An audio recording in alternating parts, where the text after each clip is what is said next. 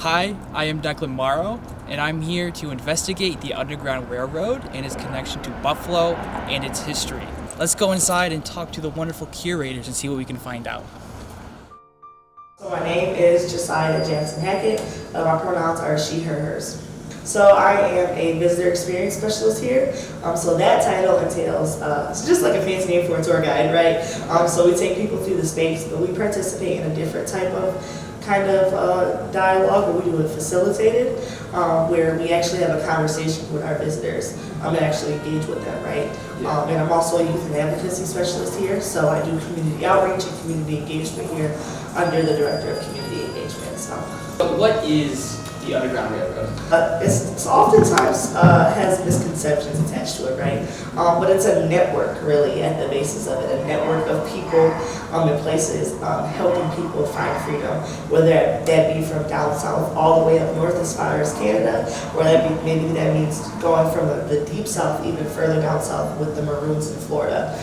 So it's just a network of people, really. My name is Tyler Sanders. I use he, him pronouns, and I'm a visitor experience specialist as well as communications and outreach specialist at the museum. Actually from Niagara Falls, I grew up here. So once this place was really built, it was always important to me. Like, I had visited even before I applied to work here. But I came back from school and I was like, I'm trying to actually make an impact on the city.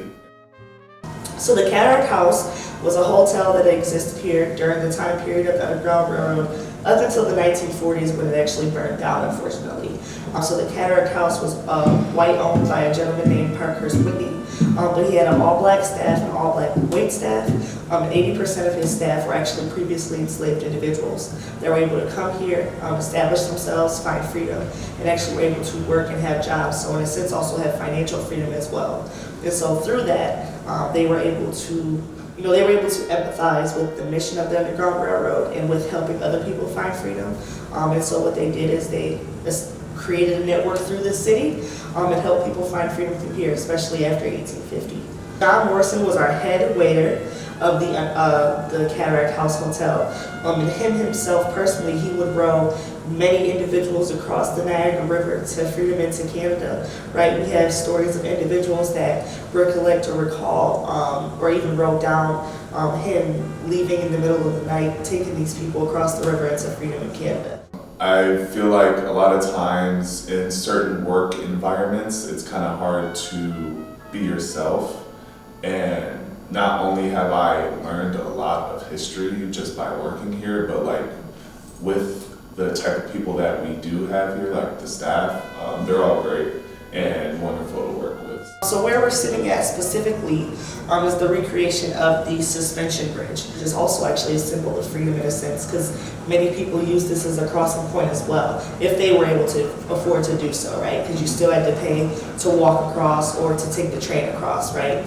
And it was actually right outside of these windows. So where the Whirlpool Bridge is today, that's where the suspension bridge once stood. Harriet Tubman crossed that point many times, right? Other freedom seekers crossed that point many times as well. The noises were kind of meant to give people an experience coming here, and that's kind of what we pride ourselves on at the Heritage Center. Is you're not just coming here and reading some information and you get to go home with it and you'll forget about it, right? We want the experience to stick with people, and you have to tap into all five senses to do that for most things, right? Unfortunately, there's not anything you can come here and taste. So that's probably the only sense we leave out, but this regards to touching, visually seeing, hearing, and so you're going to hear some horses, over ahead, right?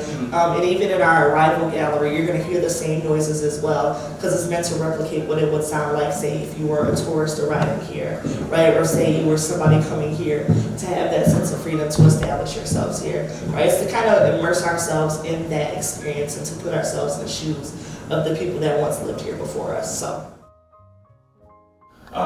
like a lot of times, I feel like connecting Buffalo, Niagara Falls to the Underground Railroad, especially the Cataract House and people like John Morrison, there's a lot of aspects that, sometimes people may or may not understand, but it's really important to just recognize the agency that people had and the willingness that and kind of like determination they had to free each other. So we have a story of a gentleman by the name of Patrick Sneed that actually was employed at the Cataract House Hotel, who was falsely accused of murder by his previous enslaver so that he could be recaptured and put back into slavery down south. And during that incident, what the waiters actually did was actually physically intervene to stop the marshals and the bounty hunters from trying to capture Sneed. Right? To which they, unfortunately, he was captured, but he was still able, with the help of the waiters, able to find freedom, have a legitimate and fair court trial, and through that, he was able to find freedom that way. And then after that, and after winning his trial, after they found that he was falsely accused of that murder, he went to Canada. I think the Cataract House is a symbol of freedom and a symbol of resistance by any means necessary, by any way possible, and a symbol of justice, right? Whether that means helping these people through the Underground Railroad, physically intervening, but that also means that some of the waiters of this Cataract House, again, like I said, were able to come here, find a safe haven here in this city, right? And those stories are often left out of the narrative. We often talk about the Underground Railroad, and we often talk about, you know, the network that these people went through, but we don't talk about the after effects of it, I feel like.